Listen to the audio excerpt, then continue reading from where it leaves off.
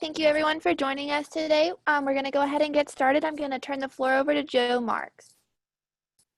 Hello, everyone. Thank you so much for taking time to join us today. My name is Joe Marks. I am a staff reporter at the Washington Post, and I write the Cybersecurity 202 newsletter, which you can all subscribe to. Go find me on Twitter, and there's a link to do it right there. We are, well, I guess, first I'll tell you this is brought to you by ATARC, A-T-A-R-C, that stands for the Advanced Technology Academic Research Center, a nonprofit that facilitates collaboration between government, industry, and academia, and the Institute for Critical Infrastructure Technology, a cybersecurity think tank. And we are really close to an election that everyone's been anticipating for a very long time, probably the most complicated and anticipated election in history, certainly from a procedural standpoint, let alone what everyone feels about the candidates. Back 4 years ago, we began focusing on the cybersecurity of electoral systems and disinformation. That was a really important focal point for years, and then all of a sudden it got totally upended by a pandemic that we have to deal with as well. So we have some really great panelists here to talk about that today. They are Blair Campbell, who's just completed a master's in election integrity and public administration at Villanova University and is going to share an incredibly timely master's thesis with us.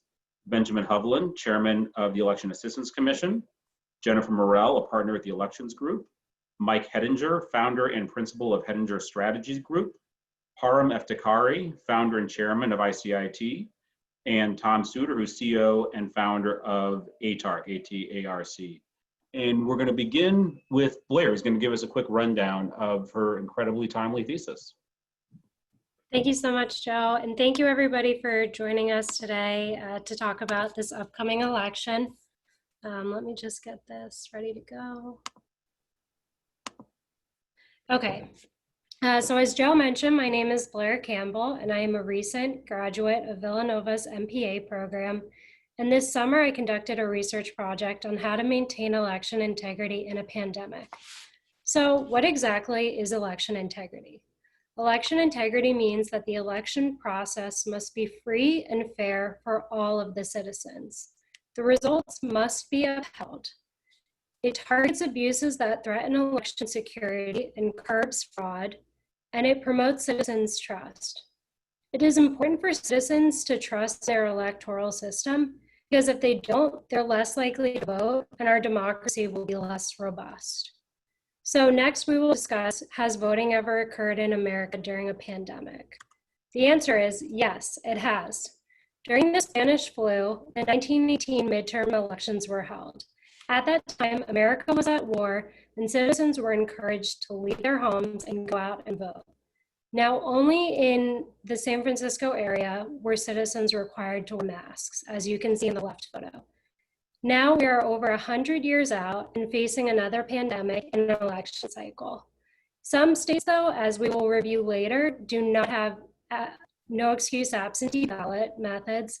And so we could see a lot of images like we did from the Wisconsin primary and other primaries in which citizens have to decide if they will vote in person, practicing social distancing, or not at all.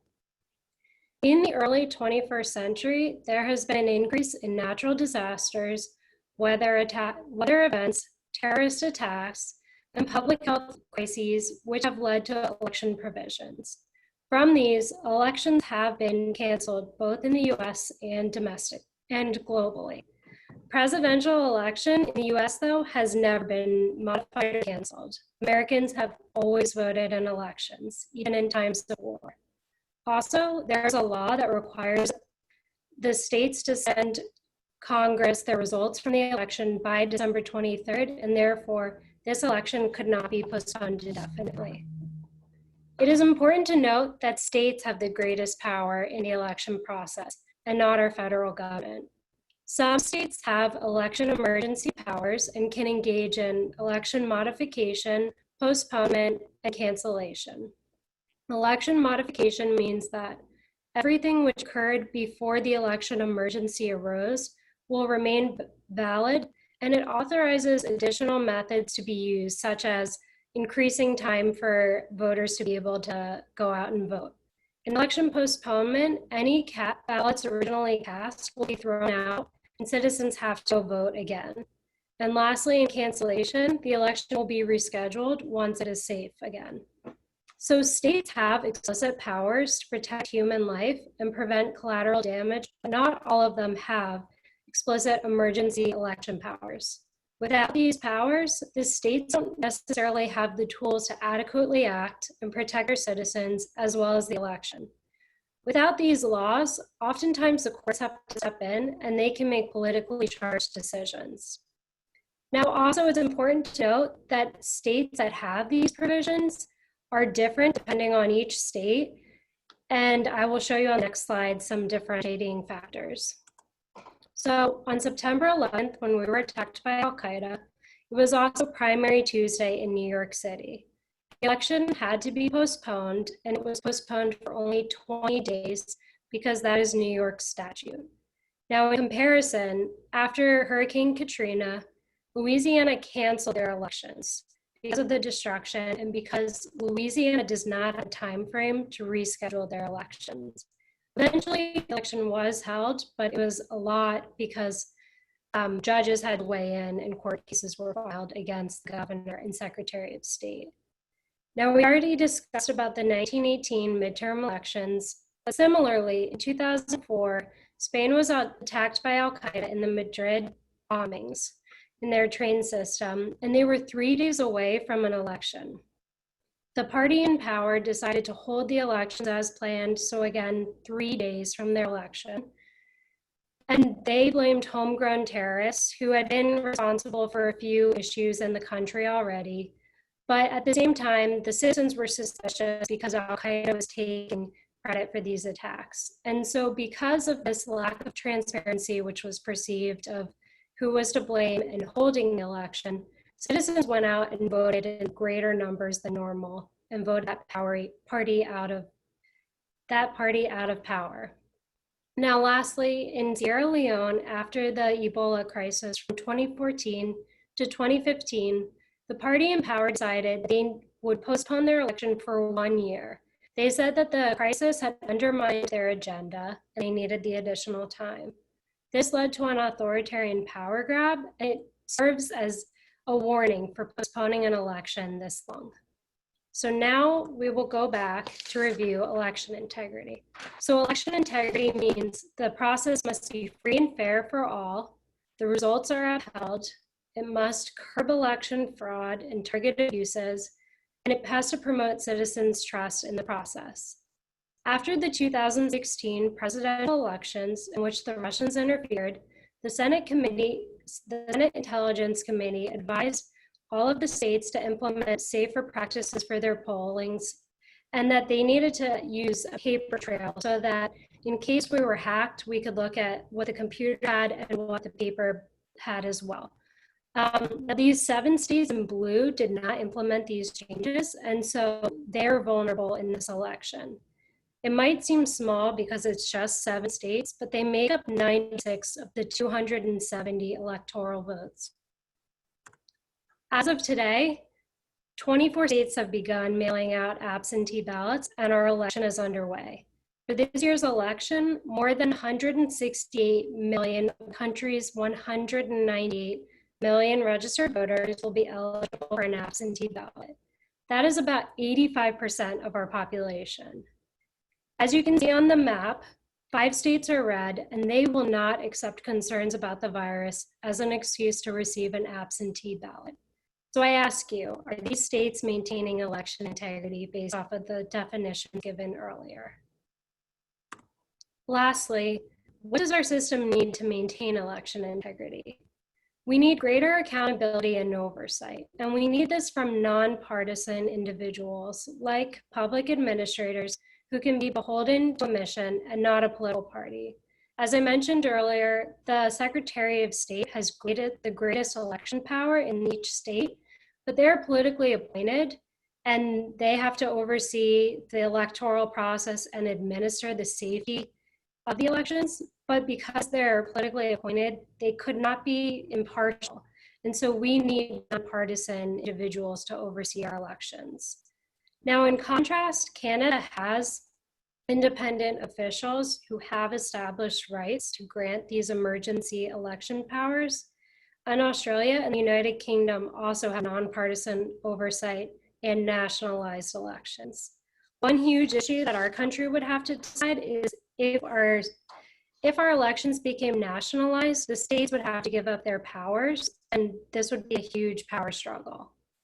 The 26th Amendment grants citizens of the US the right to vote, and our electoral process is the foundation of our republic. Therefore, we must protect our democracy and maintain election integrity by implementing nonpartisan oversight from adversaries, foreign and domestic. Thank you so much. Thank you very much, Blair.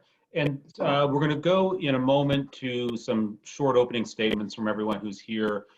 First, though, we've got a couple of polls we're going to run over the course of this webinar. And I was hoping we could start with one that essentially asks our audience to answer the question that Blair posed. Do you or will you trust the integrity of the 2020 election results? So Alyssa, we can put that up while we go through the group here. And again, we're going to do 2 or 3 minutes from everyone. And just to frame this, we decided it would be a good idea to have everyone generally address the questions. What are 2 or 3 things that you think are looking better in 2020 than in 2016? And what are 2 or 3 things you're really concerned about heading into the election? And I think we're starting, did we agree we're gonna start with Ben? Sounds good, Joe. Well, thank you, Joe, and thank you all for having me here. I appreciate the opportunity to join this webinar. For those of you not familiar with the EAC, the U.S. Election Assistance Commission is the only federal agency solely dedicated to election administration. Our mission is to help election officials improve the administration of elections and help Americans participate in the voting process. We are a bipartisan commission. We have 4 commissioners, and we were created by the Help America Vote Act of 2002, which was basically Congress's response to the issues of the 2000 election. We were tasked with a number of responsibilities, including distributing grant money, certifying voting equipment, and serving as a national clearinghouse for best practices in election administration. So in short, we think about elections a lot. But so to Joe's questions or thinking about this, just to sort of set the stage for where we are, following the foreign interference of 2016, there was a noticeable shift in the elections community. Election security, of course, has always been a focus, but that was usually more on domestic actors or not necessarily as focused on actors with the resources and sophistication of nation-state adversaries. So prior to the pandemic, nearly every election conference I attended in the past couple of years was substantially focused on security and improving resilience. But then, of course, and when you look at how that has changed or how the space has changed, one of the real starting points is also the 2017 critical infrastructure designation, which has really led to a sea change in information sharing between state and local and federal partners, as well as the private sector in the election space. That said, it's hard to have a conversation about election security right now without acknowledging how things have changed since the COVID pandemic began. Election officials have been doing an amazing job of adapting their processes and procedures to accommodate voters during the pandemic. For example, we're going to see a record number of mail or absentee ballots this year. That is just what it's going to be. The voters are making that choice. Polling places are going to look a little different with personal protective equipment, social distancing, and some new locations. You've probably seen some on the news about sports teams offering up large venues, or heard about how some senior centers are no longer available. But all of these changes are taking place while election officials are also keeping an eye on security issues. And that is a difficult job. And the public servants who do it don't get thanked enough. But so today, right now, we're 41 days from Election Day. Military and overseas ballots, or UOCAVA ballots, have already been sent out from every state. and a number of states are already in early voting. That means basically, at this point, we can focus on the basics. Wholesale changes, that time is long gone. So, how do we serve voters and how do we help them have a positive voting experience? So I mentioned we're 41 days out. We're 11 days from the first voter registration deadlines. That varies by state, of course, but so having people get registered or update their information is critical. It has a number of downstream consequences that can impact the election experience for voters, poll workers, election officials. So everything that we can do to get people to update their information and get registered matters. And also helping people make a plan to vote or understand their options, whether that's by mail or absentee, early in person, or on election day. And all of that information to me really highlights sort of one of my biggest concerns around misinformation or disinformation and how that can interfere with people engaging in the process. And certainly I think that the COVID-19 environment has increased the risk in that area. At the EAC, we're participating with an effort that's been driven by the National Association of Secretaries of State called Trusted Info 2020. That effort is crucial, and it's part of amplifying, and driving people toward trusted source information, which is essentially their state and local election officials. And this matters both for foreign interference, of course, but it also matters for misinformation. The reality is the 50 states run elections 50 different ways, and social media doesn't stop at state lines. Virginia has early in-person voting happening right now. Maryland does not. And these differences mean that it's difficult to make accurate blanket statements about elections other than it depends. And so it also emphasizes the importance of getting people that trusted source information. And so thank you again for the opportunity to join the panel, and I look forward to questions. Great, thank you so much, Ben. And we're about to jump to Jennifer for opening statements, but we did have a first question that I wanted to get out of the way from an anonymous attendee asking, you said that absentee ballots were sent out, but isn't there a difference between absentee ballots requested by the voter and unsolicited ballots sent out in mass to all registered voters on the state's list? The thing that's happening in about, it has happened in the past, traditionally about 5 states, happening about 5 more states this year. It's a big thing that the president in particular and some of his administration have been talking about. Ben, what's the answer? You can call them a lot of things. They basically all look alike. I mean, the difference is, in the states that are mail-driven elections, which, Jennifer, I know, is going to talk in a minute, and she can do a lot more justice to the ins and outs of that, having been a local election official. But the reality is, the difference is on the front end, are you basically requesting a ballot when you register? Or is it on more, you have to affirmatively request a ballot, which is the case in most states. But as you said, we've got sort of the 5 traditional states that are mail driven. A few more have jumped in this year because of the pandemic.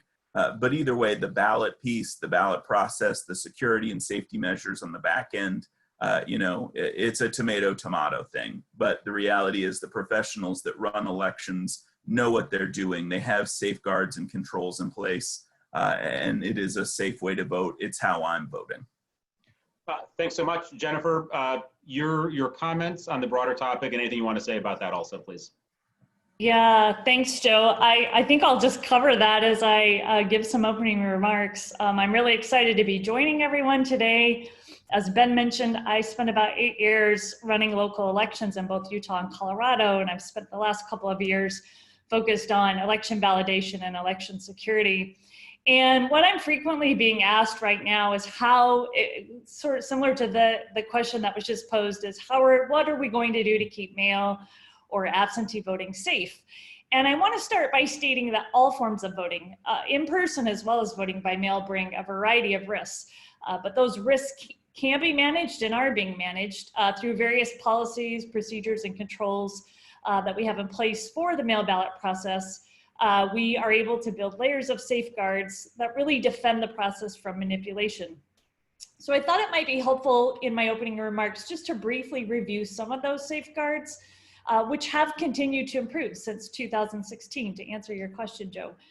Similar to the safeguards for in-person voting, a mail or absentee voter must be registered to vote before receiving a ballot. A voter is validated before a ballot package is accepted.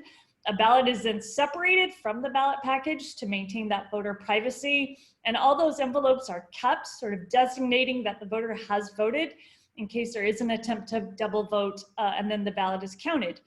And as Ben and Blair both stated, these processes all can vary, right, from state to state. But even so, there are procedural safeguards and physical control mechanisms that can be implemented to build resiliency into the system and provide election officials with a way to protect, detect, respond, and recover if a problem does occur. And it's those procedural safeguards and physical control mechanisms that really are the key to all of the measures we take in protecting and securing our elections.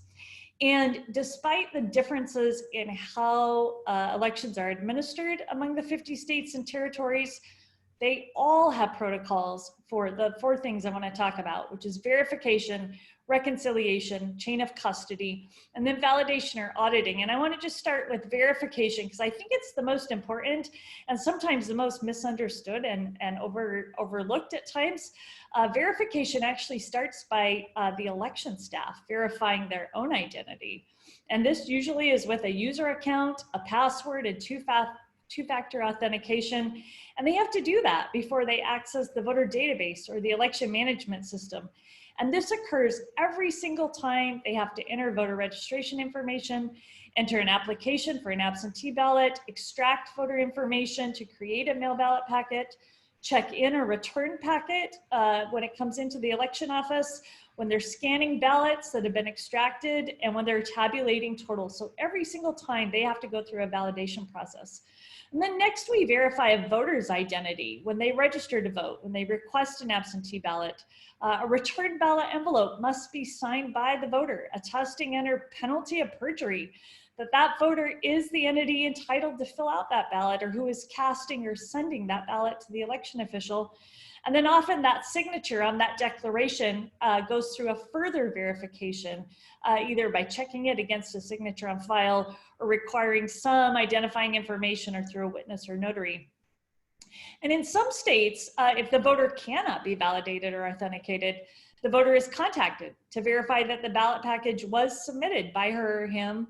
And we call this a cure process, which ensures if they were not the person who submitted the ballot, the issue can be identified and dealt with accordingly. We verify the ballot itself.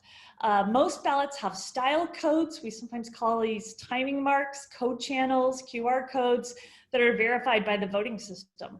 Generally, these are in a proprietary format and can only be interpreted by a specific type of voting equipment. So if the codes are not recognized by the equipment, the ballot is rejected and requires a manual review by the election official. Ballots have to be pre-printed or printed on a specific type of paper. And if the ballot is printed on paper that does not match the specifications, such as length or paperweight, voting equipment will reject that ballot and require further review. And both of these things should be tested prior to sending out ballots as part of the logic and accuracy testing that every jurisdiction performs. Finally, we verify the mail piece once it's entered the US postal system. USPS has provided an election mail logo that must be approved by a mail design analyst, and it helps identify official ballots. It's not something you can just go make up. Many states and jurisdictions leverage an intelligent mail barcoding system, enabling ballot tracking as a security mechanism to verify delivery and receipt of ballots and to provide chain of custody along the way. So that's the verification. Then we have the security created through ballot reconciliation. Ballot reconciliation provides a way to consistently and accurately record the number of ballots in an election official's possession at any given point in time and document any changes. And by requiring this accounting or reconciling, we really reduce the chance of voted ballots being misplaced and left uncounted. And this occurs both for in-person voting as well as throughout the mail ballot process. And it requires a physical count to verify essentially the number of pieces of paper, whether that's a ballot envelope or an extracted ballot or a ballot that's been removed for signature verification or requiring duplication or ballots that are scanned and counted. we want to make sure that those pieces of paper equal the number of voters given credit for returning a ballot. Chain of custody is the next security mechanism, and it's really proving that an item has been properly handled through an unbroken chain of custody. And it's a must. In a court of law, it assures that evidence is authentic and was never unaccounted for. And so the chain of custody for an election is documentation that should provide that same assurance that ballots are authentic and accounted for at each point in time where they are physically or electronically transferred.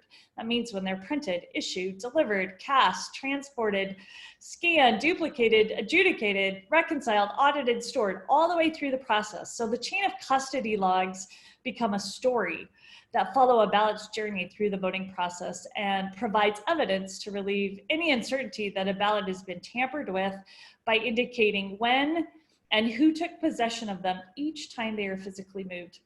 Finally, we validate or we audit how the system functioned and ensure that those procedural safeguards and physical control mechanisms worked. This is typically done through post-election tabulation audits of the voting system, such as a risk limiting audit, one of my favorite things to talk about, to validate the outcome of the election. Some states also require an audit of the reconciliation documents and chain of custody logs as part of the canvass or certification process. We all need to remember we're running an election in a pandemic, and that has implications across the board about how quickly ballots can be processed. It will slow down and impact much of the activity around casting and counting ballots, but it does not have to impact the integrity and validity of the election. Thank you so much. I'm slow to my mute button. Mike, and we're trying to rush through pretty quickly here because we have a half an hour left.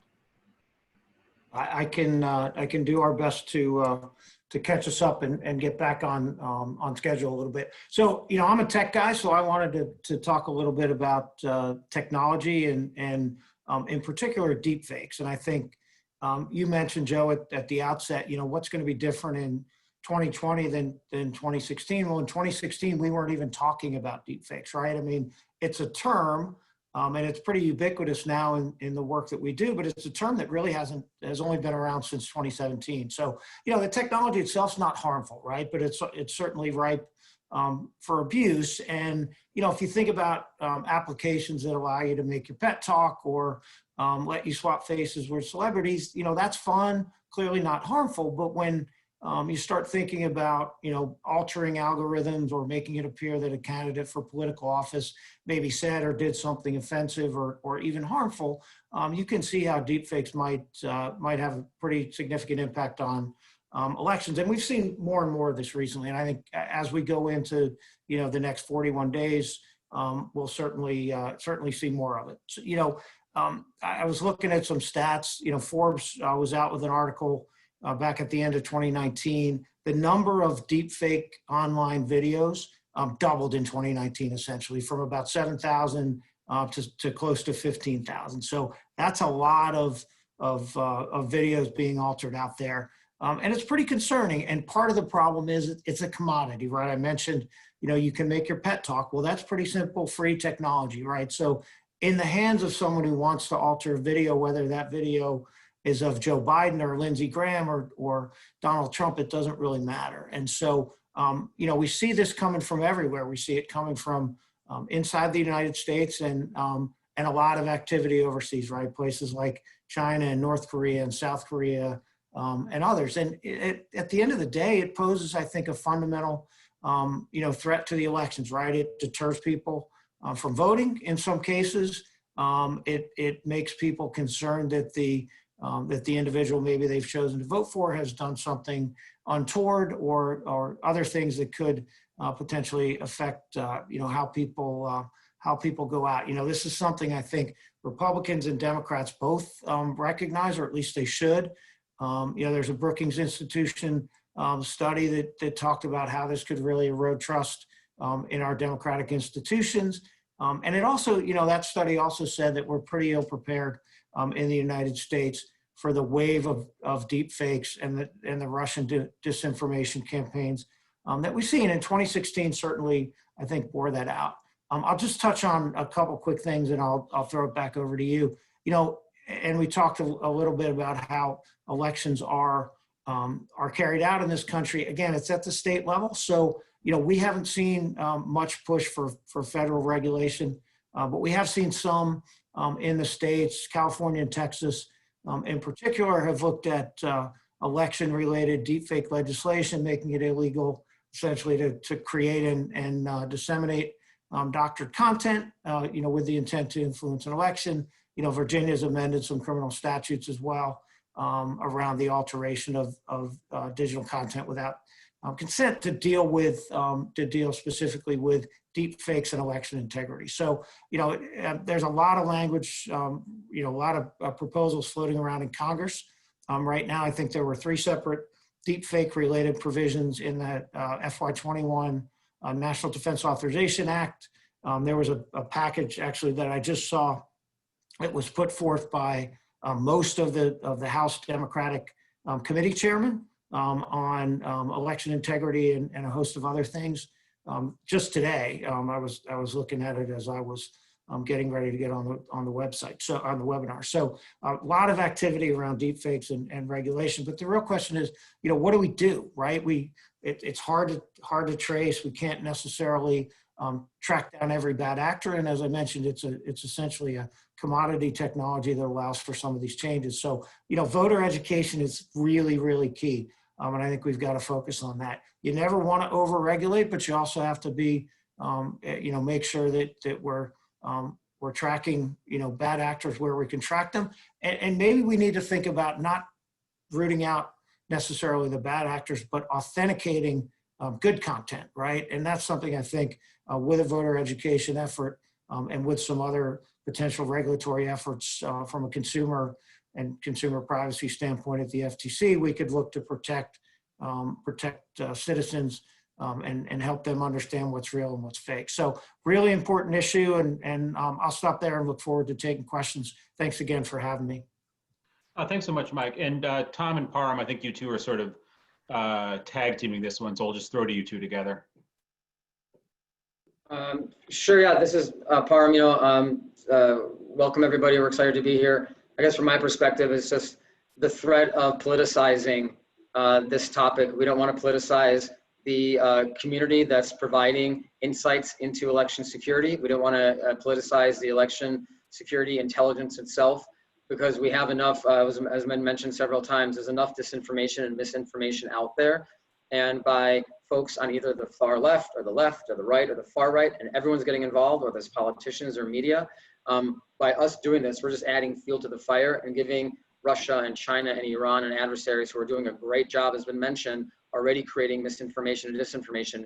We're giving them faces and voices and actual quotes from folks that we recognize to feed into their machines that are very, very well resourced. And if you read information coming out of DNI and the NCSC and folks like Bill Evanina, we talk about a nationwide approach to national security. And we as citizens need to be more aware, as what was mentioned, to look out for these things. But more importantly, we need to stop creating opportunities for adversaries to use our own words against us. So I just think in general, being more aware of preventing the politicizing of kind of election security as a topic is really critical. And it takes all of us in leadership positions to really stop that, to prevent a lot of the things that we're talking about. Yes, thanks, Joe. And great that we could do this together with Parham. I agree with what Parham's saying, and I agree with what a lot of the other panelists have talked about, laying out all the problems. I think what we need is a national election center for excellence. Maybe it's run by a nonprofit where we can get the different government agencies, federal, state, and local, all the stakeholders. We're talking about identity management. We're talking about paper ballots. We're talking about deepfakes. All these things need to be addressed individually, but then brought together and educating everybody involved. I think that, it won't be done until after the election, but I think that would be a really good idea to bring all these best practices together and try to come up with some good solutions, whether they get legislated formally or not. I think people are looking for help.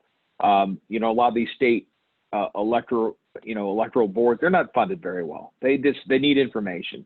They don't update their cybersecurity equipment. They don't know what all the best policies are nationally. And I think we've seen through pandemic, we can do a lot of Zoom calls. We don't have to have everybody travel, but just having a continuous campaign, partnering with the U.S. Election Assistance Commission and CISA and other federal agencies. Let's try to work together to come up with the best practices we can. And then maybe some of those eventually become law, maybe they don't, but at least we get the best practices out there. Thank you so much. Alyssa, do we have an answers to that poll question? There it is. We are, I don't know, I wonder if people expected that. So 80% say yes, they will trust the integrity. A pretty concerning 22% say no, and 38% say, I don't know. They're perhaps holding their fire for now. Should we be, I guess before we jump into other questions, are you guys concerned by those poll results from our little unrepresentative sample? Ben?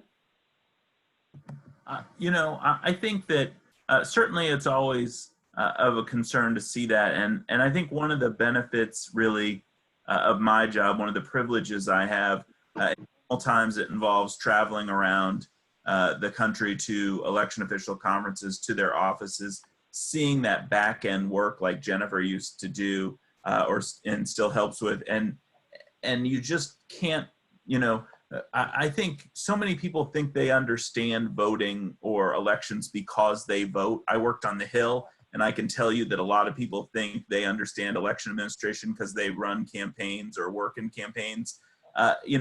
These are professionals, just like you would go to a doctor or a cyber professional or an electrician or a mechanic. Like, this is people's jobs, and there are an amazing amount of work that goes into it. There's a lot of detail. It's year round, and seeing that, seeing some of those back end pieces of it, and knowing the people that work on this gives me an enormous amount of confidence in the process. Again, I've seen, what people throw at the wall, and you hear that, and the realities are, people have thought of it and there are answers, but sometimes those conversations are longer than we can get to in a webinar. Hey, can I jump in, Joe, just Sure. real quick? I mean, I think if you were to ask that question 5 years ago, I can't imagine that the answer wouldn't be 85, 90%, right? And so I think that kind of tells you where we are as a country, as voters. I think there's definitely concern. I mean, I voted on that poll. I voted, I don't know. And I'm somebody, I worked on the Hill for 11 years. I worked for elected officials for 15. So my views have changed. If you asked me that question 5 years ago, absolutely 100%, I wouldn't have worried about it. So I think that's where we are. Yeah, Jennifer, oh, go ahead. I was going to say, and I think this goes, one of the ways that I look at this is, running the elections for the U.S. is, if we just take a step back and kind of scrub the, the actual function that's being performed, it's running a very complex operation. And like any operation, there's risk associated with it. And this is the dangers that come with politicizing topics. You have a lot of people who might just said, I used to trust it, now I don't. This is just simple risk management. And I think what's happened conversations is now all of a sudden it's become completely unacceptable to have even a modicum of risk being interjected into this process, where we know that there's virtually, aside from, I was thinking about this today, maybe shooting somebody up to the moon, maybe there's zero risk tolerance for that. There's very few things in the world where no risk is allowable. And to Ben's point, and to a lot of our points, when you work in the government, you know that these are professionals, they do this for a living, they're passionate, they're not political, they're there to perform a civic duty, really.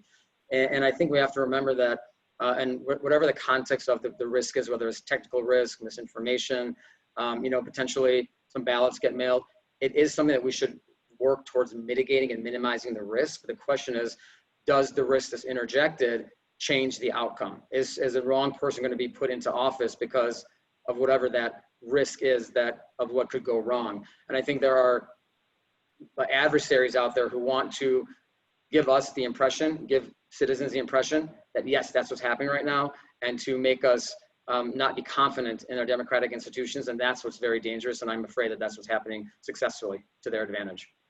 Jennifer, I have a question for you, but it sounded like you wanted to answer that one first. Well, I did. I think to the points that are made, that's really the biggest risk. And to your question, Joe, and to the poll, is election administrators are dealing with this very complex system that they're trying to run. They have put all of these layers of security in place, but communicating that to voters, explaining to voters, this is how the process works. This is what we're doing to mitigate the risk. This is what we're doing to ensure the integrity of the vote is actually really challenging on top of all the misinformation. So we've got some great allies like Commissioner Hovland, who does an amazing job getting sort of media messaging campaigns out there.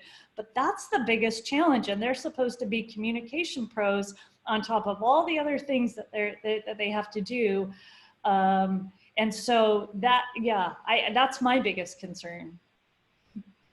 And then two things I found really interesting in your presentation. One is you pretty much opened by saying what Parham said, that there is risk to every form of voting and you can't mitigate all of it. And you drew a really interesting, I think, important distinction between risks that the counting and tallying of votes will be delayed and the results will be delayed versus risks that the integrity of the election will be affected.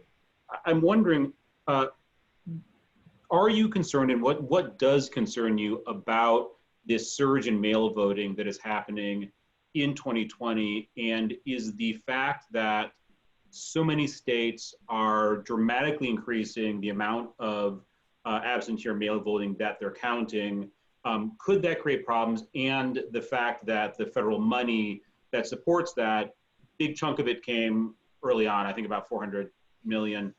Early in the pandemic, a lot of that went to mail voting, a lot of it went to in-person things, PP and that sort of thing. They have not been successful in getting any more money since then. Does that concern you that there just could be bureaucratic procedural problems that, you know, will affect the integrity of the ballots? I don't think they'll affect the integrity of the ballots. I think it will delay us getting to the official results reporting. And let's be clear, election results have never been official on election night, right? We've always had this period of time to count and certify. Certainly states that have been doing a good number of mail ballots or all mail ballots for a period of time have tapped into the resources to automate some of that, to tap into technology to speed that up. So certainly states and jurisdictions that are new to that or may not have those resources are going to be relying on manual, human labor, and that could slow the process down. I think the biggest thing, though, are the deadlines and the time frame for that. So you've got states like Pennsylvania and Wisconsin and Michigan that can't even start most of that processing until election day. And that's where everyone's going to be focused, and we're going to have to just be patient and wait, because they are going to put the integrity of that count and the accuracy of that count above speed in getting that done. So I wanted to go back to one of Blair's slides where she showed those long lines and talked about the long lines we saw in some of the primaries early in the pandemic. I'm wondering what concerns everyone more. Is it these problems we've seen with mail ballots? We had the issue with the naked mail ballots where the instructions are a little complicated. People aren't putting the privacy envelope on it correctly. These sort of little administrative things that could raise doubts about the accuracy of those counts, and that may, if delay is the wrong word, it will take longer to count mail ballots. Or should we be concerned about too many people showing up to vote at too few polling sites and seeing the same kind of long lines during a pandemic that we saw during the primaries?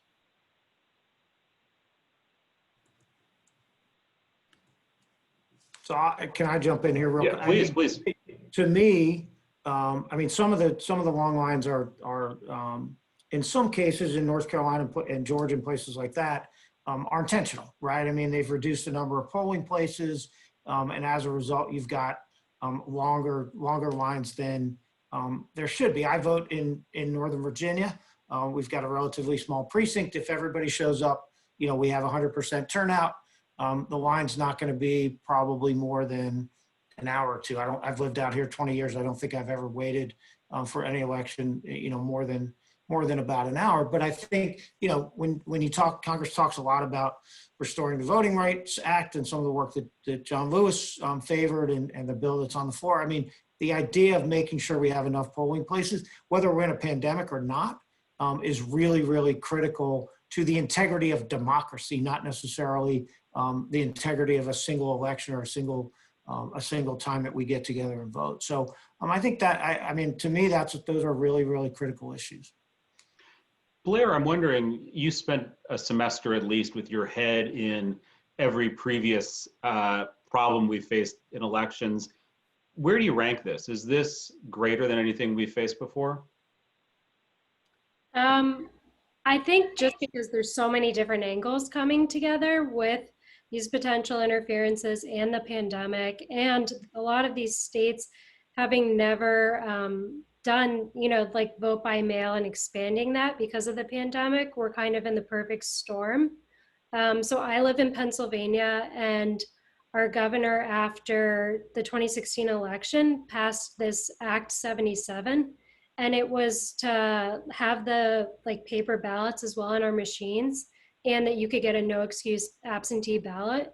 And so there's fears that because so many people are voting by mail for the first time and with this option, or because we didn't really get to test out the machines during the primary, that there's going to be a lot of issues in Pennsylvania. And there were a lot of issues with counting the votes. So it's kind of the perfect storm. And then as Tom and Parham and a few other guys talked about, like the disinformation and all that, Mike mentioned it as well. I mean, it's coming from every single angle. So there's a lot to watch.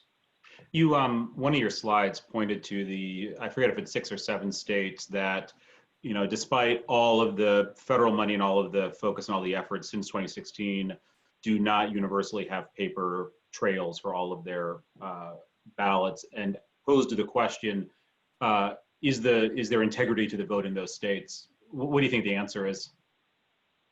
I mean, if they can be hacked, there's not, I would think. So they're up for hacking potentially. So.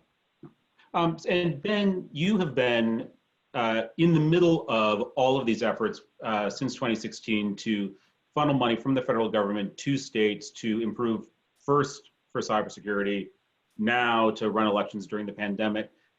Can you run us through what's been happening during that time and what states and localities have purchased and how they're protecting themselves? Absolutely. So you saw a lot of states replace paperless equipment, or some of the states that still had paperless equipment.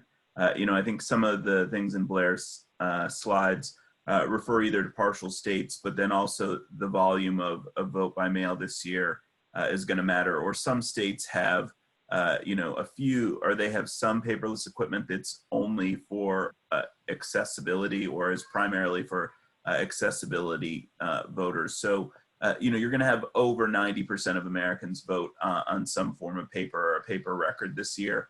But some of the other things, of course, in 2016, we saw attempts to get into statewide voter registration databases, hardening those, adding multi-factor.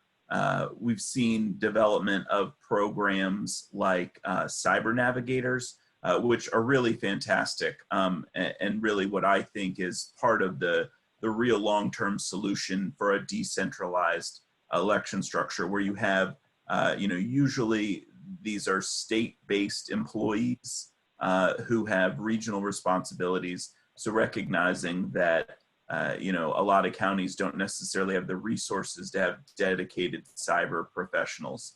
We've seen a lot of states implement new audit procedures or bulk up or their audit procedures. And so again, just an enormous amount of work has really been done since 2016, which has been, you know, again, very heartening, I think, to see firsthand.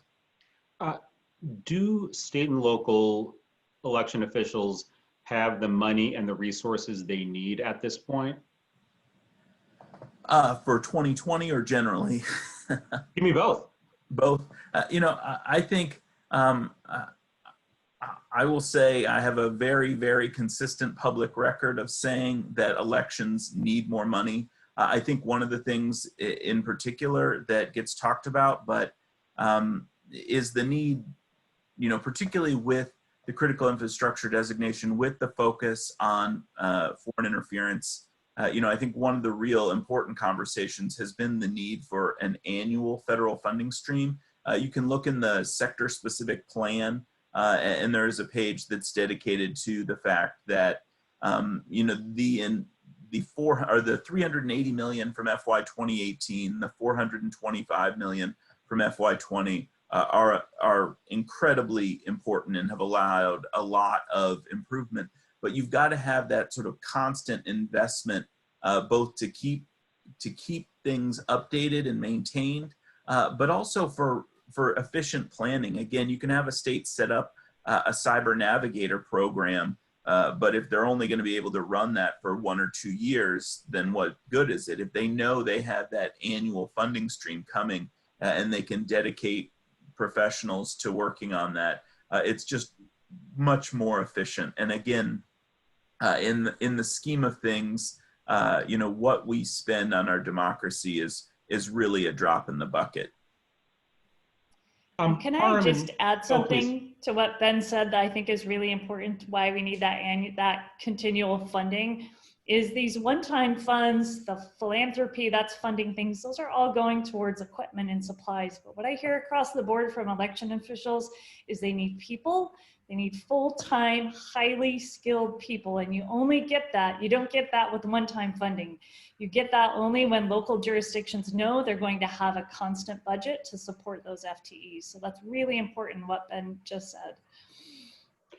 Param and Mike, both of you talked about disinformation efforts. At this point, what do you think is more dangerous? Disinformation efforts from abroad, whether that's Russia or Iran, China, some of the other places that the intelligence community has been talking about, or internal domestic disinformation propagated by politicians, by domestic groups? I think it's a little bit of both. I mean, I'm not sure you can say one is more important or more dangerous than the other. I mean, we see it. What we see a lot of times is videos that are edited, disinformation coming from overseas somewhere, Russia, North Korea, right? You name it, China, which is then amplified by domestic sources, campaigns, and otherwise. And I think, people are inclined to believe what they're going to believe, right? There's a whole lot of reinforcement of views when they see a video of Joe Biden fall down or whatever. I'm making that up, but I think so the real concern to me is the amplification of it through social media, right? And to me, if there are videos that have been doctored and we know they're doctored, tagging them is fine, but getting them down and getting them away from people so they're not shared 2.7 million times is probably the most important thing. And the social media companies, Twitter, Facebook, Instagram, whomever, they need to be responsible for some of that policing. But the threat's coming from everywhere, as Blair pointed out in her presentation. Yeah, I would agree. I think it's hard to say who is a bigger threat. I think the one interesting point is kind of what I mentioned earlier. So I'll be a little bit repetitive, but I think it bears repeating that when we have individuals, whether they be politicians or media figures or celebrities or athletes or whomever they may be, that are the ones who are doing the misinforming or disinforming, and then that's what's being used by adversaries to then propagate that information. I think that is particularly impactful and not necessarily to our benefit as a democracy. So I think that's to be considered. And I think when I was watching Blair's slides, I thought it was really interesting that one of the definitions had the word trust in it. I mean, ultimately, what all this is doing is degrading our trust in our elected officials, in our institutions, and in each other, and in the people that eventually, either your person or the other person, right, gets voted into these offices. And after this whole process is done, even if it seems like the bad guys are always going to win, because ultimately, if your person wins, then that's great. If your person doesn't win, you're going to distrust that person and whatever they stand for the rest of their. And I think we just have to go back to essentially putting country before party, country before power, country before money. And it's very, you know, sounds very lofty and nice that I say that. And I'm sure we've all, you know, heard politicians say that in speeches. But I think we have to be very careful the path that we're going down, because these are the things that people are taking advantage of, and is really the way that great societies fall. I don't mean to be dramatic, but we have to be careful the path we're going down. I really, really believe that. We have about Joe, 5 if I can minutes. add a little. Oh, sure. Oh, I just wanted to complete that a little bit. When we go back to those Russian troll farms, they were well known. Everybody knew about them well before 2016. I think that I was far worried about more domestic, just because of the amount of money. And hopefully, to Mike's point, Facebook is not going to take that Russian money anymore and propagate some of this thing. I'm really worried about when the election is actually happening on November 4th and Donald Trump has more votes because more Republicans voted in person. And then we have these mail-in ballots starting to continuing to flow. And then the elections, changes because there's more votes for like a Biden, for instance. I'm worried more about that this cycle than foreign interference. We have 3 minutes left, but I want to get to at least one other poll if people can answer real quickly. I think there's a question in there asking, would you feel confident that mail ballots will all be counted accurately? If you can throw that one up real quick. I wanted to follow up on something Tom said as we round out here. There was a good audience question about asking about, hey, as Jennifer pointed out, election night results are never really official, but traditionally the Associated Press and the major TV networks do call states based on exit polls and based on early returns. That's going to be a little more complicated this time, but it's going to fuel this whole certainly media narrative and probably presidential narrative, to be honest, maybe Biden narrative as well. How the heck do we handle any of that? Jennifer, do you want to try? Yeah, well, the media needs to figure out now how they're going to fill all that space. We can put things into perspective. I think we can spend some time giving people context in terms of the number of ballots we're seeing in person and mail as compared to 2016, and sort of help them see the progress that's being made as those are being counted. I will tell you, the election administrators I talk to are putting all hands on deck to try to get that done as quickly as possible. But I think the media definitely has a big role here in how they fill that space. Well, and they need to be patient. At the end of the day, and I know they're going to be pushed, and this is where it becomes really, really important, but the media is going to need to be patient on election night to not call North Carolina and not call, Florida and Ohio and Wisconsin and some of the other states that we know are going to be, close. Because at the end of the day, normally what happens, and I don't mean any disrespect to any of the election folks, the ballots get counted that get mailed in, but they're 2.5% of what had come in. And so we can make a prediction or a projection on election night and not worry about the mail-in ballots. But when those mail-in ballots are going to be 20, 25, 30%, we've got to be really careful that you don't make a projection based on what you see. And so to Tom's point, I'm really worried about that too. I hope that, the powers that be at CNN and MSNBC and the others that are doing this don't get over anxious to make a call, because that could just throw the whole thing into a complete tizzy. So it looks like our results are not heartening, but not terrifying. About 28% highly confident that their vote will be counted, votes in general, 44% confident, and 28% less confident, a little bit lower for the mail ballots. I believe everyone can see that also. I guess we probably 1 minute left, just as we close, and anyone who wants to answer this. Are we going to go back from here at all, or will 2022, 2024, and moving forward, are we going to see both the same increase in mail voting and the same great concern about the integrity of the vote, and perhaps doubt about the results in those elections that we're looking at in 2020? I'll jump in to start. So the EAC conducts an election administration and voting survey after every federal general election. It's only sort of national survey of its kind. And we've seen a consistent trajectory of an increase in convenience voting, whether that's mail voting or early in person. I think this is just going to give everybody a real big taste of it. And so the voters, once they've had that, want more of it.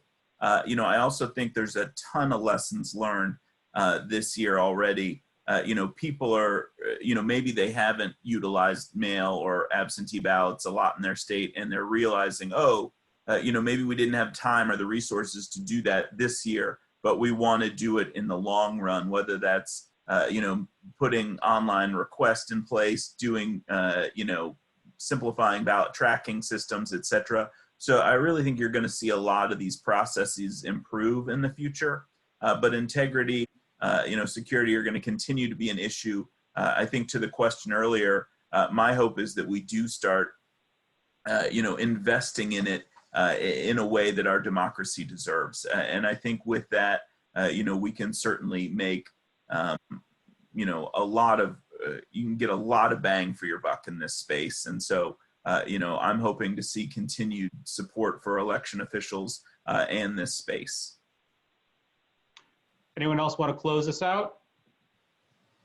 Well, okay, then thank you very much, everyone, for joining us. I'm sorry to be reading this rather than have it memorized, but ATARC has a September 24th weekly Thursday after lunch webinar series that they're hoping you'll join them for tomorrow. Thank you, everyone, for taking time. It's been great. Thank you. Thank you. Thank you, guys. Thank you. Go vote. Thanks, everyone. Vote.